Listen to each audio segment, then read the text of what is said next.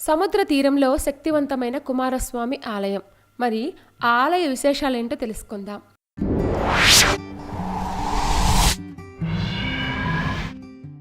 సుబ్రహ్మణ్య స్వామికి సంబంధించిన 6 ప్రసిద్ధ పుణ్యక్షేత్రాలు తమిళనాడు రాష్ట్రంలో ఉన్నాయి.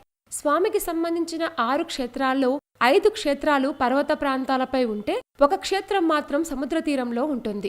ఆ క్షేత్రమే తమిళనాడులోని తిరుచెందూర్. తిరుచెందూర్ అంటే తమిళంలో పవిత్రమైన మరియు అందమైన పట్టణం అని అర్థం. ఈ ఆలయానికి చారిత్రకమైన పేరు జయంతిపురం. ISO ధృవీకరణ పొందిన తమిళనాడులోని 4వ హిందూ దేవాలయం. ఈ క్షేత్రం తమిళనాడులోని తిరునెల్వేలి నుంచి 60 కిలోమీటర్ల దూరంలో ఉంది. కుమారస్వామి తారకాసురుని వధించిన తరువాత సూరపద్మం అనే రాక్షసుడు ఈ క్షేత్రంలో ఒక మర్రిచెట్టు రూపంలో దాక్కుంటాడు. దీంతో కుమారస్వామి తన ఆయుధంతో ఆ మర్రిచెట్టును 2 ముక్కలు చేసి ఆ రాక్షసుణ్ణి సంహరిస్తారు. చివరి క్షణాల్లో ఆ అసురుడి కోరిక మేరకు మర్రిచెట్టు 2 భాగాల నుంచి ఏర్పడిన నెమలిని, కోడిని కుమారస్వామి తన వాహనాలుగా స్వీకరిస్తాడు. అనంతరం భక్తులను అనుగ్రహించేందుకు ఆయన ఇక్కడ కొలువైనట్లు కూడా చెప్తారు. సముద్ర తీరానికి సమీపంలో నిర్మించిన ఈ ఆలయం 91 మీటర్లు అంటే 299 అడుగులు. ప్రధాన ఆలయానికి 200 అడుగుల దూరంలో ఒక చిన్న బావి ఉంది. ఇది సాక్షాత్తు ఆ స్వామివారే తవ్వారని ప్రతీతి. దీన్ని నాయక్కనర్ అని పిలుస్తారు. ఈ బావి సముద్రానికి సమీపంలో ఉన్నా కూడా ఇందులో నీరు ఉప్పగా ఉండక తీయగా ఉంటాన్ని ఇక్కడి వారు విశేషంగా చెప్పుకుంటారు. తిరుచెందూరులో సుబ్రహ్మణ్య స్వామిని వర్ణించడం సాధ్యం కాదు. అంత అందంగా ఉంటారు.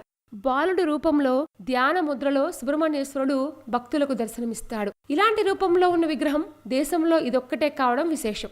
బాలుడిగానే రాక్షసులను అంతం చేసి విజయం సాధించిన కుమారస్వామి బాలసుబ్రహ్మణ్య స్వామిగా పూజలను అందుకుంటున్నాడు. ఇక్కడ స్కంద షష్ఠిని పురస్కరించుకొని 6 రోజుల పాటు వైభవంగా ఉత్సవాలు నిర్వహిస్తారు. ఈ ఆలయంలో 2 రూపాల్లో కుమారస్వామి దర్శనమిస్తారు. అలాగే ప్రధాన ఆలయానికి ఉత్తర దిశలో ఒక గుహ ఉంది. దీన్ని వల్లి గుహ అని పిలుస్తారు. ఈ గుహాలయంలో వల్లి, దేవయాని అమ్మవార్లు కొలువై ఉన్నారు. తిరుచెందూరులోని సుబ్రహ్మణ్యేశ్వర విగ్రహాన్ని ఎంతో శక్తివంతమైనదిగా చెప్తారు. దీనికి సంబంధించి అనేక సంఘటనలు ప్రచారంలో ఉన్నాయి. 1646, 1648 మధ్య తిరుచెందూర్ మురుగన్ ఆలయాన్ని డచ్ ఈస్ట్ ఇండియా కంపెనీ వారు ఆక్రమించారు. పోర్చుగీస్తో యుద్ధం సమయంలో ఈ ఆలయంలోనే వారంతా ఆశ్రయం పొందారు. స్థానికులు వీరిని ఖాళీ చేయించేందుకు ఎంత ప్రయత్నించినా సాధ్యపడలేదు. రోజురోజుకు పెరుగుతున్న ఒత్తిడితో డచ్ వారు ఆలయంలోని సంపదలతో పాటు ప్రధాన విగ్రహాన్ని అపహరించి తమ వెంట తీసుకుని వెళ్లిపోయారు.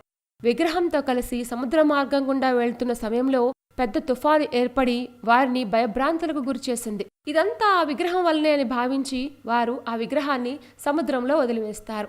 దీంతో తుఫాను ప్రభావం తగ్గుతుంది. కొద్ది రోజుల తర్వాత వాడమలయప్పన్ పిళ్ళే అనే భక్తుడికి సుబ్రహ్మణ్యేశ్వర స్వామి కల్లో కనిపించి తనను సముద్రం నుంచి బయటకు తీయాలని చెప్తారు. సముద్రంలో గరుడ పక్షి సంచరించే ప్రదేశంలో ఒక నిమ్మకాయ తేలుతూ ఉంటుందని, దాని అడుగు భాగంలో విగ్రహం వెదకమని అదృశ్యమవుతారు. అలా సముద్రంలో వెతగ్గా విగ్రహం బయటపడుతుంది. దీంతో ఆ విగ్రహాన్ని మరలా ఆలయంలో ప్రతిష్ఠ చేశారు. ఇదంతా ఆలయంలో పెయింటింగ్ల రూపంలో మనకు కనిపిస్తుంది. సుబ్రహ్మణ్యేశ్వర స్వామి విగ్రహాన్ని బయటికి తీసి ప్రతిష్ఠ చేసిన తర్వాత తిరువాయుదూర్ మఠంలో నివసించే దేశికామూర్తికి స్వామి కల్లో కనిపించారట. తనకు 9 అంతస్తుల రాజగోపురం నిర్మించాలని చెప్పారట. పేదవాడైన దేశికామూర్తి ఆలయ నిర్మాణం కోసం పనిచేసే కూలీలకు స్వామి విభూదిని పంచేవారు. వారు కొద్ది దూరం వెళ్లేసరికే ఆ విభూది బంగారు నాణాలుగా మారేది. ఇది తెలుసుకొని ప్రజలు స్వచ్ఛందంగా ఆలయ నిర్మాణంలో పాలుపంచుకొని గోపుర నిర్మాణం పూర్తి చేసినట్లు చెప్తారు. అప్పట్నుంచి స్వామి విభూదిని ఎంతో మహిమాన్వితమైనదిగా భక్తులు భావిస్తారు. 2004 డిసెంబర్ 26న తమిళనాడులో సంభవించిన సునామీ గురించి అందరికీ తెలిసిందే. సముద్ర తీరానికి కొన్ని మైళ్ల వరకు అన్ని ప్రదేశాలు తుడిచిపెట్టుకుపోయాయి. అయితే సముద్ర తీరానికి పక్కనే ఉన్న ఈ ఆలయం మాత్రం ఏమాత్రం చెక్కు చెదరలేదు. అంతేకాదు, ఈ ఆలయం నుంచి సునామీ 2 కిలోమీటర్లు వెనక్కి తగ్గినట్లు ప్రత్యక్షంగా చూసిన వారు చెప్తూ ఉంటారు. ఈ ఆలయానికి నీటి వలన ఎలాంటి హాని జరగదనే వరం ఉన్నట్టు ఆలయంలోని శిలాశాసనాలపై రాయబడి ఉన్నట్లు కూడా చెప్తారు. ఇది దైవ మహిమగా భక్తులు భావిస్తారు.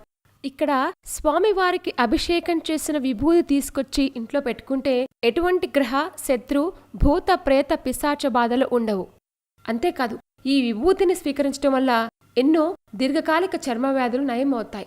ఇది ఎంతో మందికి అనుభవంలోకి వచ్చిన స్వామివారి లీలలు. కుమారస్వామి ఆలయం ఇంట్రెస్టింగ్గా ఉంది కదూ. ఇలాంటి మరిన్ని విశేషాల కోసం మా ఛానల్ని సబ్స్క్రైబ్ చేసుకోండి.